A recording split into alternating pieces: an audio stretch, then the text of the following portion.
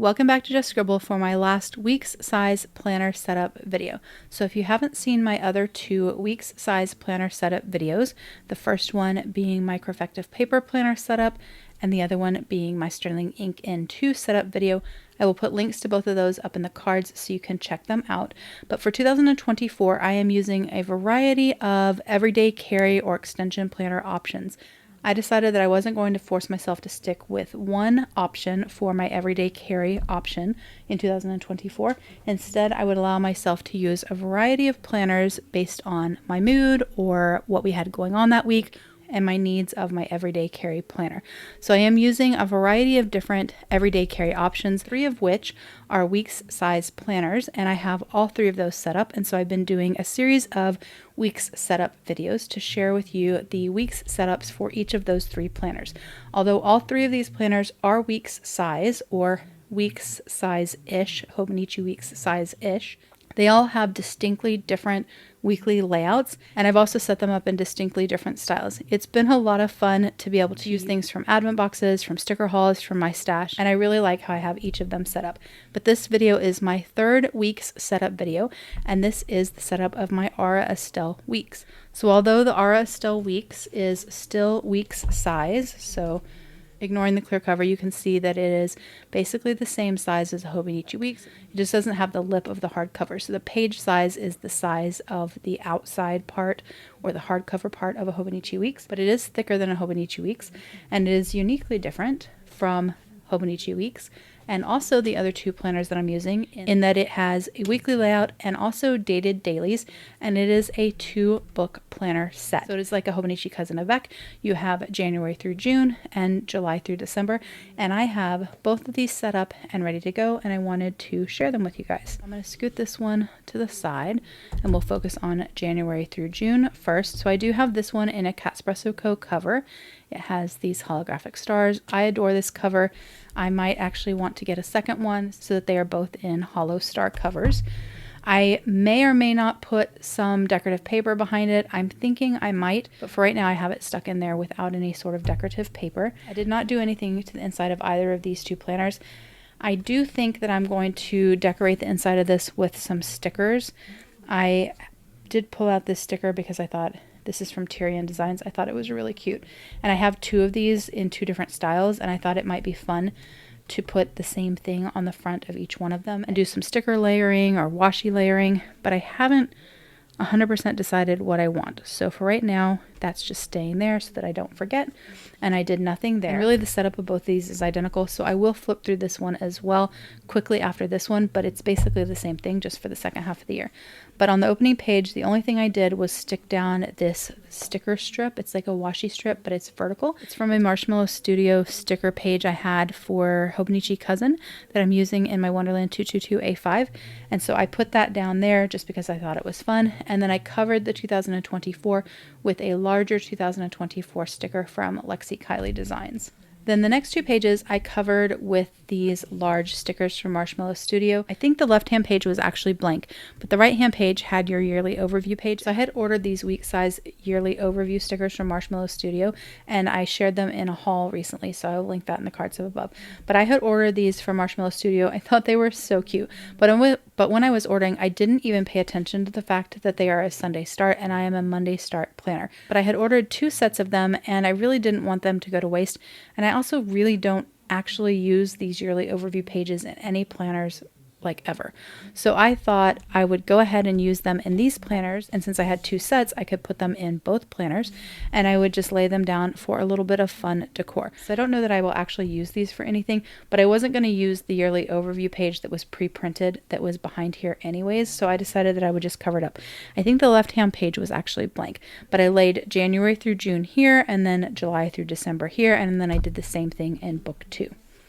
Then when you turn that page, you go to your perpetual calendar. These are dated, but there's no days of the week designation. And I do have a full unboxing of these planners and the B6 and A6 are Estelle planners, so I'll put links in the cards up above to those. The only thing I did on these pages is I used this monthly sticker sheet that I had from Marshmallow Studio, and I covered the month that was at the top. So instead of leaving the pre-printed month, I covered it with these pretty stickers from that sticker sheet, and so January through June covered up the pages in this one, and then July through December covered up the pages in this one. The perpetual calendar only goes on 3 pages because you only have 6 months. So you have January, February, March, April, and then May and June, and then this page was blank.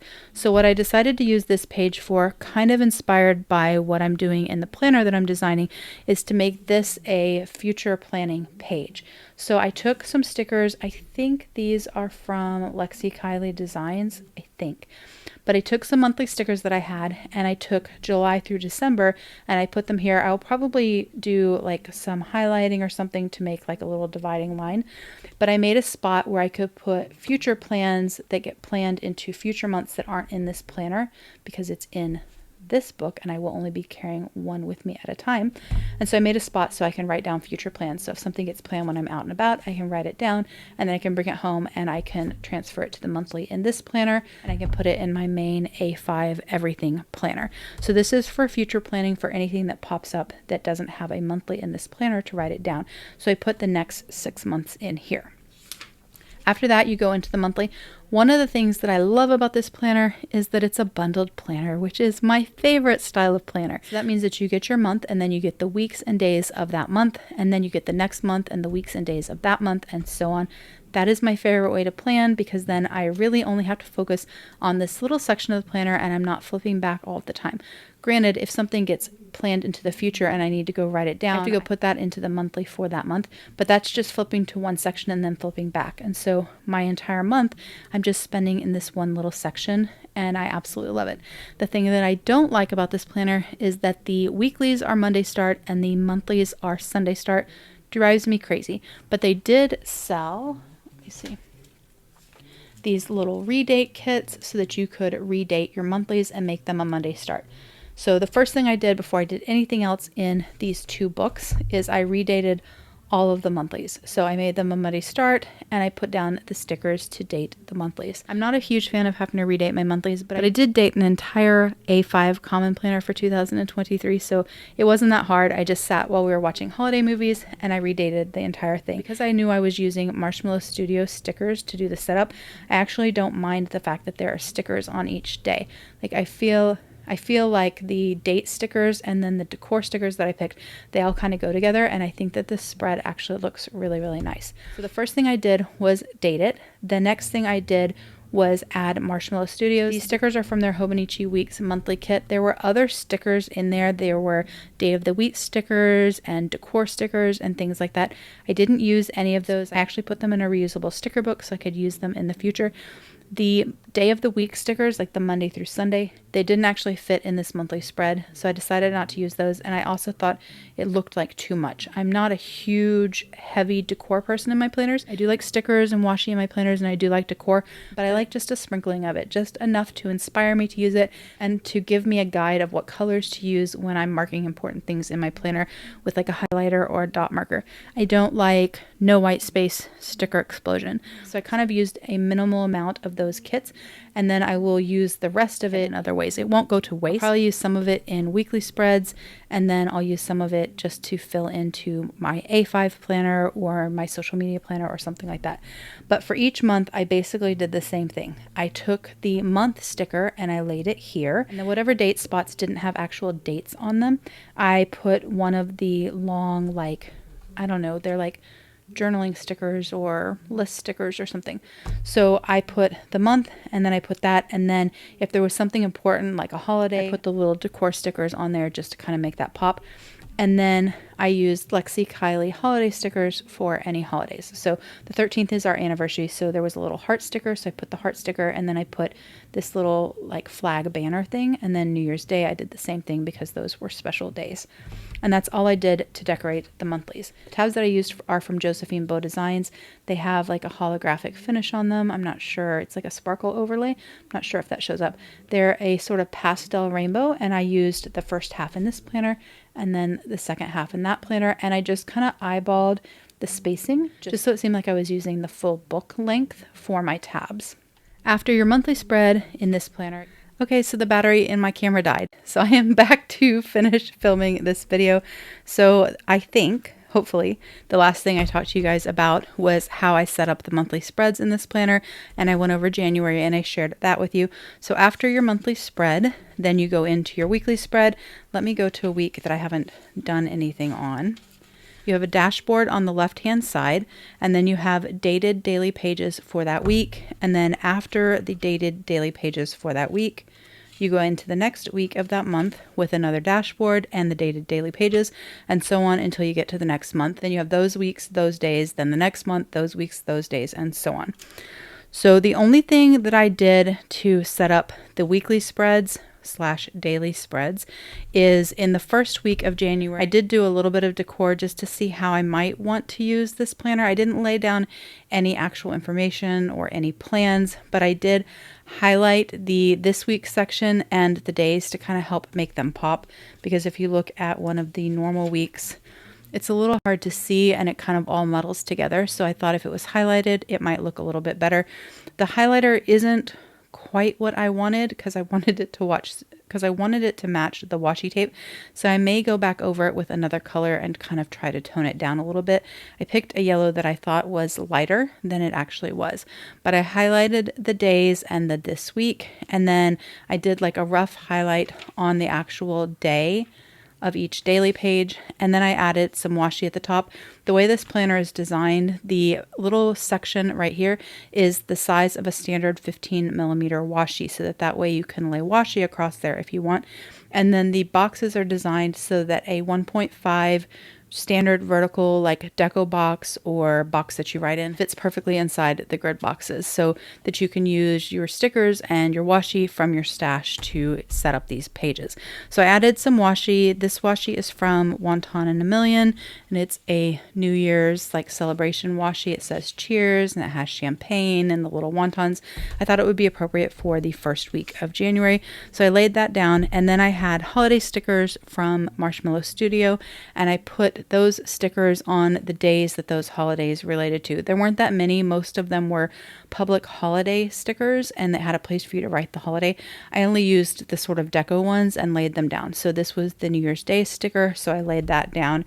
When you go into February, on the Valentine's Day, I laid down the Valentine's one, and so on.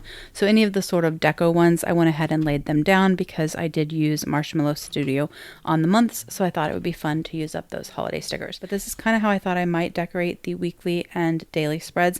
Just add some highlighting, that way the days pop, and add some washi to use up my stash and also make it easier to differentiate between one week and the next. So the washi at the top would all match for that week, and then the washi on this week would all match, and so on. That's the only thing I did. I haven't really figured out exactly how I will use the daily pages in this. The weekly overview or dashboard, that would be just for events and appointments on those days, just so that I have like a quick overview when I'm out and about of things that I have those particular days. And then the daily pages would be for lists and notes and maybe some trackers and those kinds of things. But I haven't quite figured out how I'm going to use the dailies because I haven't tried yet. But to set it up, I just decided I would do the deco on the first week. I didn't do anything else on the weeklies, but I did, like in all my planners, set up the monthly spreads for every single month. So I will just show you real quick. The monthly spreads, they're all done in the same way, like I talked about in the January. It has the month there, and then any non-dated days get these little like journaling stickers, and then I laid down holiday stickers, and then of course I had redated all of them so that they would be Monday starts. So that is February. That is March, April, May, and June. And then in the back, after your last daily page, you do have some grid pages. I think it's like 20, maybe 20 grid pages, maybe 30, but I think it's like 20. I didn't do anything with those. I'm not sure what I'll use these for. Most likely just lists and note overflow. I don't intend to have like collections or anything like that in these on-the-go planners, so it'll just be kind of for overflow. I don't think I'll need these pages as much in the Estelle because it has all of the daily pages as I would in the Corrective paper and the Sterling ink, because these don't have dated daily pages. And then I did nothing at the back. I do have this minimal inbox. It's kind of like a pencil board. I have that tucked back there. That is from SMCO. And then this is the holiday sticker sheet that I took the holiday stickers off of and put into these planners. So that's the setup. It's really simple. Like I said at the beginning, I may decorate this front cover a little bit, and if I do, you'll see it when I do flip throughs or plan with me's or something like that. But right now I haven't decorated it because I haven't figured out exactly what I want to do. I don't think I want to do a washi dashboard. I did that in the Crafective paper planner. I don't plan to do like a simple acetate vellum. I did that in the sterling ink. So I was thinking of some sort of sticker overlay kind of thing, maybe in the front of this one, but I haven't decided. But that's book 1, and then book 2 is the same basic setup. I have the little strip there that I got off of one of the cousin sticker sheets that I had. Then I have the sort of yearly overview pages. I did mess up this sticker and kind of wrinkle the page somehow. I kind of got I got the book wet and I kind of messed it up, but I'm not planning on really using these pages, so it's not that big of a deal, and it's not really wrinkled on the other side. And then I laid those monthly stickers across the top on the perpetual calendar, and then I did January through June, so this is for January through June of 2025 for future planning, so that if I'm carrying this book and something gets scheduled, I can write it down when I'm out and about. And then I decorated the monthlies in the exact same way I decorated the monthlies in this one. So you have July, August, September, October, November, and December. And then I laid down any of the holiday stickers that related to the second half of the year, like Christmas Day, on the daily pages.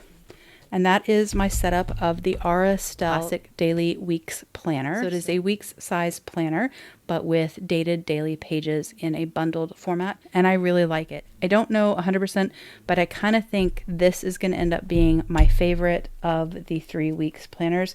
I really love each one of them in their own way.